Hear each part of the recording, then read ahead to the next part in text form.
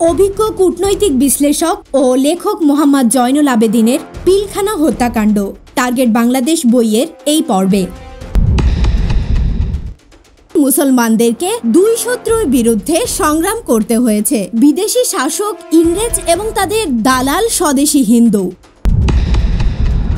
গান্ধী ও নেহেরু পাকিস্তান সৃষ্টি মেনে নিলেও সর্বদা অবিভক্ত ঐক্যবদ্ধ ভারতের স্বপ্ন দেখেছেন এবং সে লক্ষ্যে পৌঁছানোর জন্য কাজ করেছেন। বাংলাদেশ ভারতের বহুমুখী আগ্রাসী নীতির শিকার, পিলখানায় সংগঠিত বিপর্যয়, সে আগ্রাসী চক্রান্তের প্রতিফলন। বাংলাদেশ ভারত সম্পর্ক তিক্ত অতীত। দক্ষিণ এশীয় অঞ্চলে আফগানিস্তান হতে মায়ানমার পর্যন্ত সব স্বাধীন রাষ্ট্রের অস্তিত্ব অস্বীকার করে ভারতীয় নেতৃত্ব 1947 হতে তাদের স্বপ্ন ও কাঙ্ক্ষিত অখণ্ড ভারত তত্ত্ব বাস্তবায়নের জন্য অবিচল নিষ্ঠার সাথে কাজ করে যাচ্ছে। 1971 সনে ভারতের পৃষ্ঠপোষকতায় পাকিস্তানের বিভক্তিকে ভারতীয় নীতি নির্ধারকরা অখণ্ড ভারত প্রতিষ্ঠার পথে ইতিবাচক অগ্রগতি হিসাবে বিবেচনা করেন। বাংলাদেশ, নেপাল, আফগানিস্তান, পাকিস্তান, শ্রীলঙ্কা প্রভৃতি দেশে চলমান বিবাদমান সংকট ও অসংখ্য সমস্যা অখণ্ড ভারত প্রতিষ্ঠার লক্ষ্যে নয়াদিল্লি কর্তৃক উদ্ভাবিত ও প্রযোজিত চক্রের প্রতিফলন বিশেষ। গত 38 বছর 1971 থেকে 2009 ধরে ভারত প্রত্যক্ষ ও পরোক্ষভাবে আমাদেরকে ভারতের সাথে একীভূত হওয়ার পরামর্শ দিয়ে আসছে। 1994 সনে বাংলাদেশে তথাকথিত পঙ্গু অর্থনীতি এবং অস্থিরতার ওপর প্রকাশিত এক দীর্ঘ নিবন্ধে নির্লজ্জভাবে নিম্নোক্ত পরামর্শ দেওয়া হয়েছে। নির্মম সত্য ও বাস্তবতাকে অনুসরণ করে বাংলাদেশের জনগণের উচিত ভারতের সাথে মিশে যাবার দাবি তোলা। এর আগে 1992 সনের 28 ফেব্রুয়ারি ঢাকায় অনুষ্ঠিত দক্ষিণ এশীয় আঞ্চলিক সহযোগিতার বিষয়ে এক সেমিনারে একই পরামর্শের পুনরাবৃত্তি করে কংগ্রেস নেতা এবং কলকাতার দৈনিক আজকাল এর তৎকালীন সম্পাদক মায়ারাম সার্জন বলেন, যদি ইউরোপ ঐক্যবদ্ধ হতে পারে তবে আমরা কেন 47-এর পূর্ব ভারতে ফেরত যেতে পারি না? ভারতীয় নেতৃত্বের বিশ্বাস দক্ষিণ এশিয়া একটি কৌশলগত একক যা ভারতের স্বার্থ ও প্রয়োজনানুযায়ী পরিচালিত ও নিয়ন্ত্রিত হবে।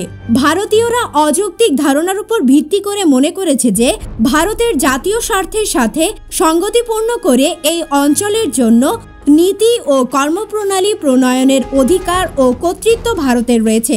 তাদের কেউ কেউ এমনও ভাবেন যে ভারতের স্বার্থের জন্য ক্ষতিকর এমন যে কোনো দেশ আক্রমণের অধিকার ভারতের রয়েছে।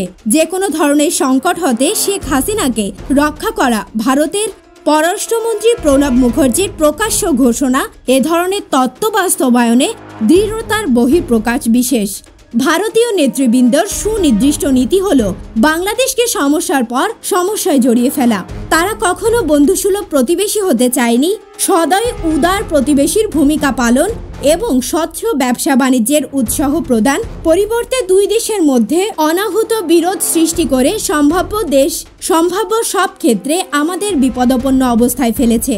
ভারত বারংবার আন্তর্জাতিক নীতিমালা ও ন্যায় নীতি লঙ্ঘন করে মরুকরণ সহ বাংলাদেশের বিবিধ বিরূপ প্রতিক্রিয়ার কথা বিবেচনায় না এনে আন্তর্জাতিক নথিসমূহের উজানে অসংখ্য বাঁধ নির্মাণ করেছে।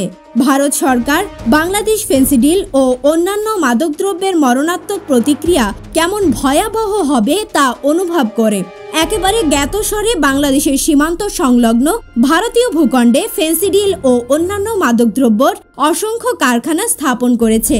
বিএসএফ কিছু সংখ্যক অসৎ বিডিআর সদস্য এবং চোরাচালানকারীদের সহযোগিতায় বাংলাদেশে ফেন্সিডিল এবং অন্যান্য নেশাজাতীয় দ্রব্যের এজেন্ট ও বাহকদের মাধ্যমে এগুলো বাংলাদেশে ঠেলে দিচ্ছে। বাংলাদেশ ভারতের বহুমুখী আগ্রাসী নীতির শিকার, পিলখানায় সংগঠিত বিপর্যয়, সে আগ্রাসী চক্রান্তের প্রতিফলন। ভারতীয় নাগরিক অরবিন্দ দয়াল তার সাম্প্রতিক Pakistan to Burma rebirth of India শীর্ষক উপন্যাসে পরিষ্কারভাবে ভবিষ্যৎবাণী করেছেন কিভাবে পাকিস্তান থেকে মায়ানমার পর্যন্ত সব দেশ ভারতীয় নিয়ন্ত্রণে চলে যাবে, যাকে তিনি পুনঃ একত্রিত ভারত বলে অভিহিত করেছেন। বিডিআর সদর দপ্তরে এ পর্যায়ে কোনো বিচ্ছিন্ন ঘটনা নয়। বরং ভারত কেমন নির্মম পন্থায় বাংলাদেশ দখলের কূটকৌশল ও চক্রান্ত বাস্তবায়ন করবে, ইহাই তাহার মহড়া বিশেষ। এই মহড়া দেখিয়েছে কেমন কৌশল ও ধ্বংসাত্মকভাবে ভারতীয় হায়েনারা তাদের বাংলাদেশি চক্ষুশূলদের নির্মূল করবে। ঐতিহাসিক ঘটনাবলী ও দালিলিক প্রমাণাদি সাক্ষ্য দেয় যে স্থানীয় হিন্দুরা, বিশেষত পলাশী যুদ্ধের পর থেকে শতাব্দীর পর শতাব্দী একান্ত প্রতিবেশী হিসাবে সহাবস্থানকারী মুসলমানদের ওপর প্রাধান্য বিস্তার ও কর্তৃত্ব প্রতিষ্ঠার উদ্দেশ্যে বিশ্বাসঘাতকতার ও দেশদ্রোহিতামূলক নীতি গ্রহণ করে। পলাশী যুদ্ধে বাংলার স্বাধীন নবাব সিরাজউদ্দৌলার পরাজয়কে হিন্দু ধনিক শ্রেণী ও বুদ্ধিজীবীরা তাদের সৌভাগ্যের প্রবেশদ্বার হিসাবে স্বাগত জানায়। ইংরেজদের বশ্যতা মেনে নিয়ে পরাধীনতার শৃঙ্খল পড়তে তাদের বিবেকে লাগেনি। এ বিষয়টি মূল্যায়ন করে ঐতিহাসিক রমেশ চন্দ্র মজুমদার মন্তব্য করেছেন, বাংলাদেশের তৎকালীন ব্রিটিশ বাংলার সাধারণ অর্থাৎ হিন্দু লেখক বিদ্রোহী সিপাহীদের প্রতি কোনো সহানুভূতি দেখায় নাই।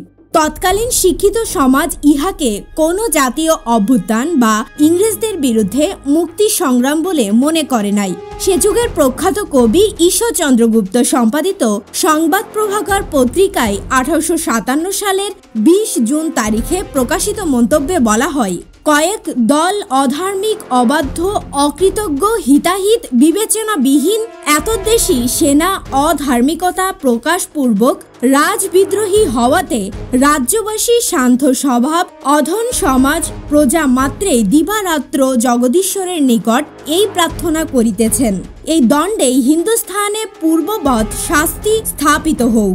হে বিঘ্নহর, তুমি সমুদয় বিঘ্নহর সকল উপদ্রব নিবারণ করে। যাহারা গোপনে অথবা প্রকাশ্য রূপে এই বিষমতর অনিষ্ঠ ঘটনার ঘটক হইয়া উল্লেখিত জ্ঞানান্ধ সেনাগণকে কুচক্রের দ্বারা কুপরামর্শ প্রমাণ করিয়াছে ও করিতেছেন, তাহাদিগে দণ্ডদান করো। তাহারা অবিলম্বে আপনার অপরাধ বৃক্ষের ফল ভোগ করুক। ব্রিটিশদের মতো একটি পরাশক্তির পক্ষে এর চেয়ে বড় ধরনের দালালি আর কি হতে পারে? এখানেই শেষ নয়। সে আমলের কলকাতা কেন্দ্রিক বুদ্ধিজীবী মহলের মন মানসিকতার প্রতিধ্বনি করে সংবাদ প্রভাকর পত্রিকার সম্পাদক কবি ঈশ্বরচন্দ্র গুপ্ত আরও লিখলেন, এই রাজই ইংরেজ রাজত্বতে রাম রাজ্যের ন্যায় সুখের রাজত্ব হইয়াছে। আমরা যথার্থ রূপ স্বাধীনতার সহযোগে পদ, মস্ত বিদ্যা এবং ধর্ম কর্মাদি সকল প্রকার সাংসারিক সুখে সুখী হইয়াছি। কোনো বিষয়েই ক্লেশের লেশ মাত্র জানিতে পারি না। জননীর নিকট পুত্রেরা লালিত পালিত হইয়া যদ্রূপ উৎসাহে ও সাহসে অভিপ্রায় ব্যক্ত করিয়া অন্তঃকরণে কৃতার্থ করেন, আমরাও অবিকল সেইরূপ পৃথিবীশ্বরী ইংলণ্ডেশ্বরী জননীর নিকটে পুত্রের ন্যায় প্রতিপালিত হইয়া সর্বমতে চরিতার্থ হইতেছি। একই দিনে 20 জুন 1857 পণ্ডিত গৌরী শঙ্কর ভট্টাচার্য সম্পাদিত এবং কলকাতা থেকে প্রকাশিত সংবাদ ভাস্কর পত্রিকার মন্তব্য আরও ভয়াবহ, চাঞ্চল্যকর এবং লজ্জাকর। সম্পাদক পণ্ডিত গৌরীশঙ্কর লিখেছেন, হে পাঠক সকল, ঊর্ধ্ববাহু হইয়া পরমেশ্বরকে ধন্যবাদ দিয়া জয়ধ্বনি করিতে করিতে নৃত্য কর। আমাদিগের প্রধান সেনাপতি মহাশয় সসজ্জ হইয়া দিল্লি প্রদেশ প্রবেশ করিয়াছেন। শত্রুদিগের মোর্চা শিবিরাদি ছিন্ন ভিন্ন করিয়া দিয়াছেন। তাহারা বাহিরে যুদ্ধে আসিয়াছিল, আমাদের তোপ মুখে অসংখ্য লোক নিহত হইয়াছে। রাজসৈন্যরা ন্যূনাধিক 40 তোপ শিবিরাদি কাড়িয়া লইয়াছেন। হতাবশিষ্ট পাপিষ্ঠরা দুর্গ প্রবিষ্ট হইয়া কপট রুদ্ধ করিয়াছে। আমাদের সৈন্যরা দিল্লির প্রাচীরে উঠিয়া নৃত্য করিতেছে।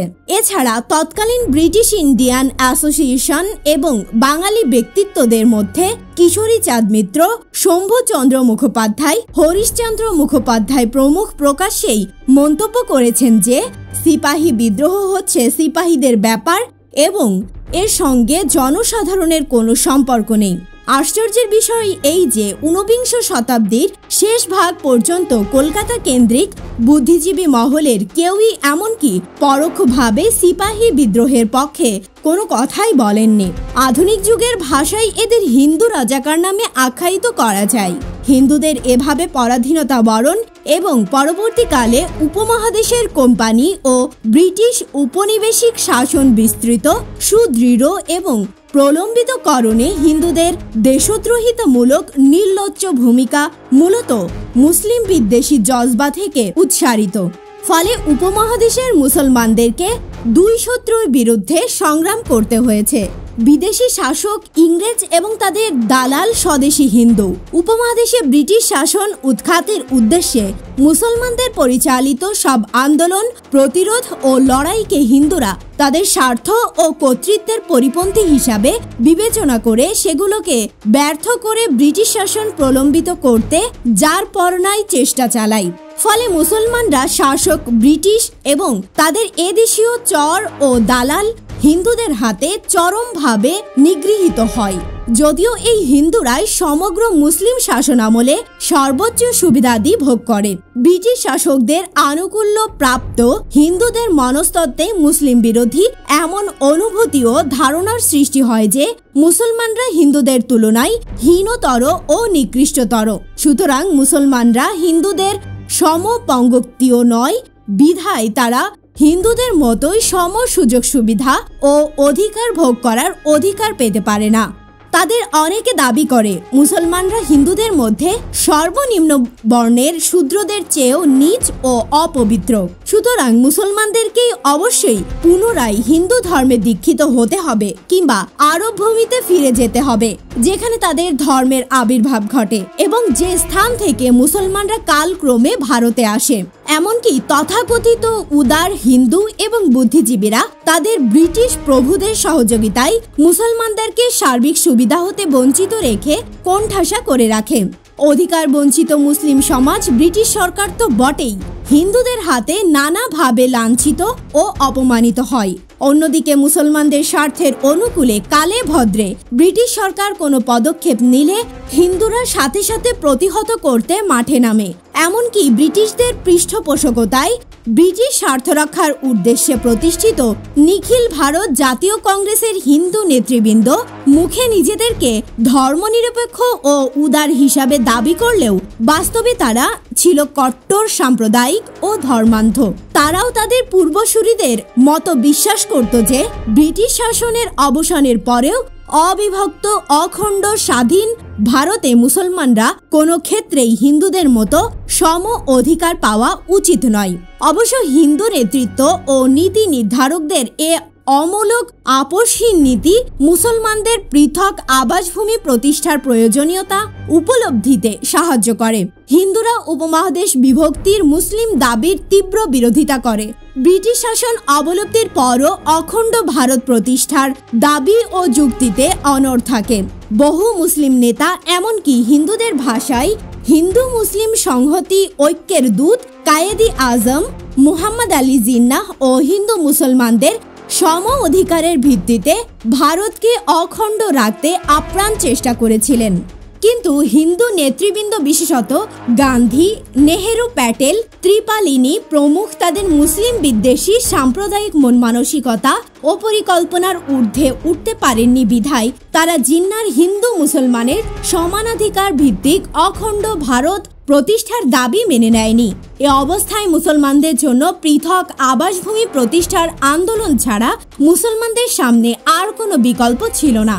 হিন্দুদের সার্বিক বিরোধিতা সত্ত্বেও মুসলমানদের জন্য পৃথক আবাসভূমি প্রতিষ্ঠা অবশ্যম্ভাবী হয়ে উঠলে তৎকালীন হিন্দু নীতি নির্ধারকরা তাদের ইচ্ছার বিরুদ্ধে সাময়িক ব্যবস্থা হিসাবে পূর্ব বাংলা, পশ্চিম পাঞ্জাব, সিন্ধু, বেলুচিস্তান এবং উত্তর পশ্চিম সীমান্ত প্রদেশের সমন্বয়ে পাকিস্তান সৃষ্টির দাবি মেনে নেয়। এখানে উল্লেখ্য যে তারা ভারত পাকিস্তানের বাইরে পৃথক অখণ্ড স্বাধীন বাংলা প্রতিষ্ঠার দাবি কেবল প্রত্যাখ্যানই করেনি, বরং উপমহাদেশ ভাগ করে পৃথক মুসলিম আবাসভূমি প্রতিষ্ঠার শর্ত হিসাবে বাংলা ও পাঞ্জাবের বিভক্তি আবশ্যিক হিসাবে জুড়ে দেয়। উল্লেখ্য যে 1947 সালে হিন্দুরা বাংলা বিভক্তির পক্ষে জোরালো আন্দোলন, এমনকি কলিকাতায় হিন্দু মুসলিম সাম্প্রদায়িক দাঙ্গার সূত্রপাত ঘটলেও 1905 সনে এদেরই পূর্বসূরীরা তৎকালীন বাংলাদেশ ভাগ করে আসাম ও পূর্ববঙ্গের সমন্বয়ে ঢাকাকে রাজধানী করে নতুন প্রদেশ গঠনের বিরুদ্ধে তীব্র আন্দোলন, অসহযোগ ও মুসলিম বিরোধী দাঙ্গায় লিপ্ত হয়। এ স্ববিরোধী মূল কারণ তাদের ধারণা মতে 1905 সনে বাংলা বিভক্ত হলে আর 1947 সনে বাংলা অবিভক্ত থাকলে মুসলমানরাই উপকৃত আর হিন্দুরা ক্ষতিগ্রস্ত হতো। স্মরণযোগ্য যে সমুদায় হিন্দু নেতৃবৃন্দ বিশেষত গান্ধী ও নেহেরু পাকিস্তান সৃষ্টি মেনে নিলেও সর্বদা অবিভক্ত ঐক্যবদ্ধ ভারতের স্বপ্ন দেখেছেন এবং সে লক্ষ্যে পৌঁছানোর জন্য কাজ করেছেন। 23 মে 1947 সনে নেহেরু তৎকালীন ত্রিপুরার কংগ্রেস দলীয় জেলা সভাপতি আশরাফুদ্দিন চৌধুরীকে লেখা এক চিঠিতে পাকিস্তান সৃষ্টির শর্ত হিসাবে বাংলা ও পাঞ্জাব বিভক্তির মূল রহস্য তুলে ধরেন।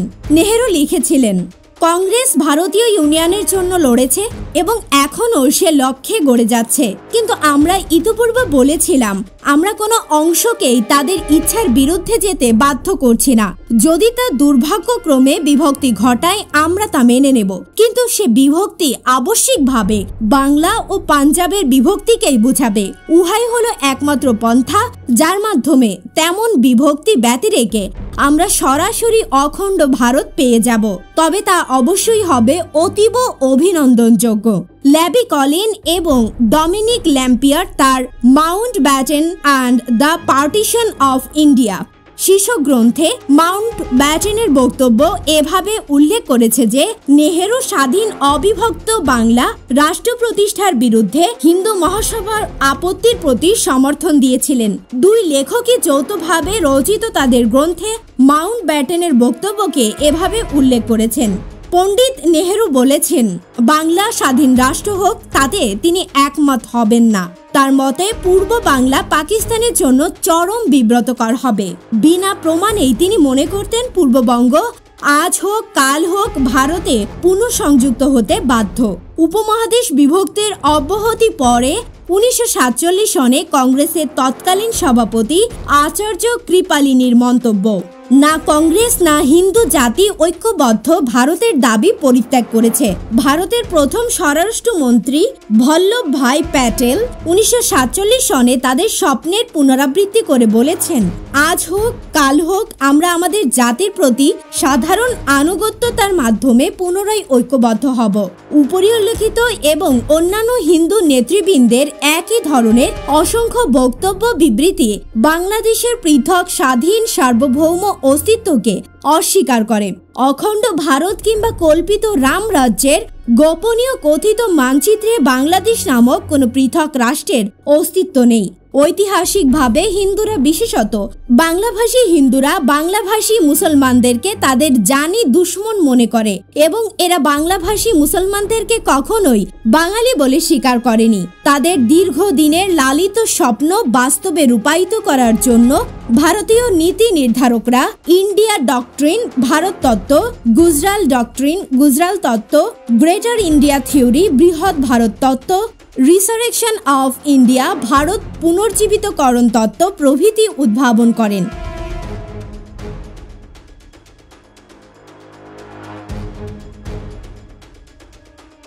পিলখানা হত্যাকাণ্ড, টার্গেট বাংলাদেশ বইয়ের অডিও বুকটি নিয়মিত পেতে চ্যানেলটি সাবস্ক্রাইব করে সঙ্গে থাকুন। ভালো থাকবেন।